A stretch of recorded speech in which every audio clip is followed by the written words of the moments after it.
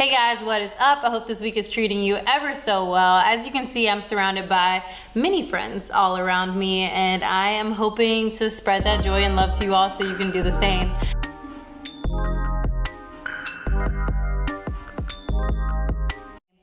I am coming to you with a very highly requested video. I've had a lot of people come to me after posting my first few videos asking about how to get started into plants, what plants to look for to begin with, and just basically how to jump in. And I'm really familiar with that as I'm not too far along from that beginner stage. I've learned a lot along the way. I've made a lot of mistakes along the way with acquiring my plants, and I want to share you guys the knowledge that I have at this early stage so that way it's nice and fresh and very relatable to you. So what I want to do on my channel is I want to be able to create a beginner series for you guys that you can come back to and be able to grow with me along the process, and so that way you guys can have a general understanding of houseplants and understand how to take care of them. That way you're able to follow along completely on some of my videos that may get a little bit more technical. I want you guys to be able to take the most out of my videos and be able to learn a lot and bring it back into your household so that way you can create the beautiful jungle that I know a lot of you guys are looking for. I know how happy all my plants make me and how they just transform my home completely, and I want you guys to have that same kind of experience. And I know from the questions that I have been receiving that you guys are wanting that. And it's not as hard as it seems to start with some of the easier plants so that way you can work yourself up to those harder ones. And it won't be as hard as it seemed from the beginning. It really is a process and a progress to start and to be able to see your knowledge grow along with your foliage on your plants to grow. There is a lot of information to cover regarding plants. However, my plan is to break it down into smaller segments for you guys so it doesn't seem so overwhelming. So today, I'm gonna make that a lot easier for you. You're gonna go into your nursery like a boss. You're gonna be able to go and say, hey, yeah, I want this plant because I know that I can take care of this one, and you're gonna take it home and be very happy. So we're gonna go over a few plants that are gonna be easy for you to take care of. So to start, I'm gonna be going over one of my favorite plants, which is the pothos plant. So I have a pothos here. This is a silver satin pothos. As you see, this plant just is beautiful. I've showed this in another one of my videos, in my bloomscape video. These plants grow very fast. I mean, it's even longer than the last video that I showed you guys. It's all the way down here. This is a really rewarding plant because it grows so incredibly fast, and these can survive in low light situations. Though in low light it won't grow as fast or maybe barely at all, but it still can add this nice green foliage to your place and still look very healthy in a low light environment. This does need to be watered about once a week, but it isn't really easy to kill, so you'll see that this plant will flourish with your care, and it's a great plant to start out with to really test your skills and to see how to take care of plants, how to spot things like brown spots that are on your leaves. So you can find pothos in most of your garden centers as well. They're also on a lot of online websites like Bloomscapes, The Sill, Greenery NYC. All of these places have plants that you can find online, Amazon as well. And it's just a very easy plant that you really can watch flourish and grow so fast. And it comes in so many beautiful variations. I have another that was sitting behind me, and this one is a Marble Queen pothos, and this one as well comes in different variations. You have the jade marble queen, this white variegation of the marble queen, and it's just beautiful. It's a crazy splash of colors. It's a kind of a variegation that you would see on a more rare plant, so you can get like these fun features that you see sometimes on your Instagram feed, and you're like, wow, that plant's beautiful, I really want one, but I don't think I can take care of it. But you can get stuff like this that is really easy to take care of, still thrives in low light, and still, if you aren't as good at your watering at the moment, will still flourish and still be happy with you. And it's a great way just to test out learning about plants, because when you have a plant, you want to be able to read it and kind of see what's going on with it, and that takes practice and experience. So it's not something that you're gonna have initially when you first get into plants, but as you have one and you start to kind of look at it, you see like there's a little bit of browning, you see that the soil is dry, then you start to get a hang of it from there. And like here, let's see, the soil's pretty dry. So the way to check for these plants if it needs to be watered, you want to see if the first 2 inches of soil is dry. Once the first 2 inches of soil is dry, it needs water. So when your first 2 inches of your soil is dry, you want to give the plant a good soaking all around the plants. You don't want to just keep watering in one space. You want to water all around the sides. You can lift up your leaves, water in the middle. So you want to keep it nice and even, that you're getting the whole pot watered. And you'll know that you're finished watering when you start to see it leak out into the saucer. So you want to have a saucer with your plant, and as well your plant should have a nice big drainage hole on the bottom, and you can use items such as rocks on the bottom, the lower 1-inch layer of your pot, before you put in soil. And I'll show you guys that in one of my other videos when I show you how to repot a plant. But you want to use rocks or something in the bottom because it helps with the drainage.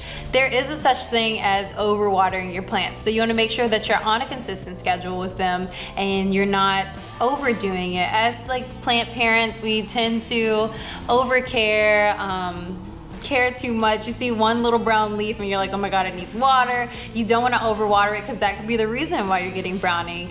You want to just be consistent, have a solid schedule with your plants and kind of stick to that, and also as well, get up and close and personal with your plants. Stick your finger into the soil. See if it's wet, if it's dry, and you'll be able to tell. All right, so let's get into the next plant. I had someone actually request to know about this one. This one, I'll give you a nice up and close and personal look. It's a little heavy, but this one is a Sansevieria snake plant, also known as the mother's tongue. This plant is beautiful in the fact that it's completely vertical, and it has this really nice structural design to it. I've seen a lot of other YouTubers say that you can forget about this plant, and from my experience that is 100% true. You can go a month or so without watering this plant and it'll still be happy. I haven't seen it wilt, I haven't seen it change. It's really consistent, really easy to care for, and you just want to make sure that you're not overwatering this one, as it really doesn't require a whole lot. This plant is native to South Africa, so in its native environment it doesn't have a lot of rain. So if you do overwater this plant, you could see mold form on the top of the topsoil. So you want to keep it nice and dry. You want to make sure this plant is completely and 100% dried out before you water it again. So you don't want to go with that 2-inch rule that we talked about in the last plant, as this one needs to be completely dry from the bottom all the way up. So this is a really easy plant, a great first plant that you can get. It comes in so many different sizes. You can get really wide varieties, way taller varieties, really small, tiny ones. They come in so many different colors. You can get dark green, there's lighter greens, there's darker greens with lighter greens, kind of like this one. I mean, this one has like a nice like highlighted edge to it. There's a lot that you can do with this one, and you can find some beautiful variegations, or any variegation that will go really well with the decor in your home. I think this plant is really great for modern homes. It also could go with like a nice rustic style as well, as it almost looks like a cactus. So I think this one is just a really great pot plant that's really easy to care for. All right, so on to our last plant. That is this one right over here. This is the Bella palm, the Neanthe palm as well. And I'm just gonna bring this over as the foliage is crazy. You probably can't really see me in here anymore. But this is a really huge plant. The foliage is gigantic. It's extravagant. It is very lush. It was really popular in the Victorian era. I got it because I wanted it for my bathroom. I needed something for a low light situation, as I don't have a window in my bathroom. Did some research, and this one apparently does not need light. And you would just be so shocked by it, as it has all this foliage and you're like, how does this plant not need light? But it doesn't. So if you have not a lot of light that's coming through your windows, low light, this plant is gonna be really good for you. It won't grow as much in low light situations, as all plants won't. This plant will go really well in bohemian style homes. If you're trying to bring the tropics indoors, this is a great plant for you. I think it's absolutely gorgeous, and it comes in such big and small varieties that it really makes a statement in your house, and it's really easy to take care of because of the low light. It does need water, so I watered this one about once a week, and as well you can go with that 2-inch dry. You're just gonna put your hand in here, feel the soil, see if it needs any, and it'll be good to go, and it won't be too fussy. You might see some yellowing of the bottom leaves that I've been seeing as some of the new parts are growing out, and you can just trim that off. But it's really a simple and easy plant to get. You can spot these along with all the other palms. There are Canetia palms and some other pollard palms. I know that there are as well some taller variation of palms. Those actually require a little bit more work. They need a little bit more sunlight. So make sure when you go into your local nursery that you ask about the Bella palm, as this is a really good, easy plant for you to take care of really works well in low light and can really create a great environment. Basically what I want to tell you guys and teach you guys in this video is that you only need a few things to take care of a plant. It's not too difficult. Really all you need is essentially water and sunlight, and both of which are very readily accessible to you naturally. You want to use filtered water. I was using tap water on my plants at first, and I noticed that they didn't like it. You have to think that if these plants were in their natural environment, that they'll be just getting rainwater. So a lot of which, I mean, rainwater does carry some pollutants, but not as much and not the same kind that are coming from your tap water from the pipe. I did ask on my social media what you guys wanted to see in terms of this video, so I'm gonna jump straight into answering some of these questions now. So let me just find what I got. Someone said, info on snake plants, thinking about getting one. I think we kind of covered that here, so I want to make sure that I included this one. This was perfect for this video because snake plants are so easy. Someone asked, how much water do succulents need on a general basis? I'm trying to adopt 4 little babies.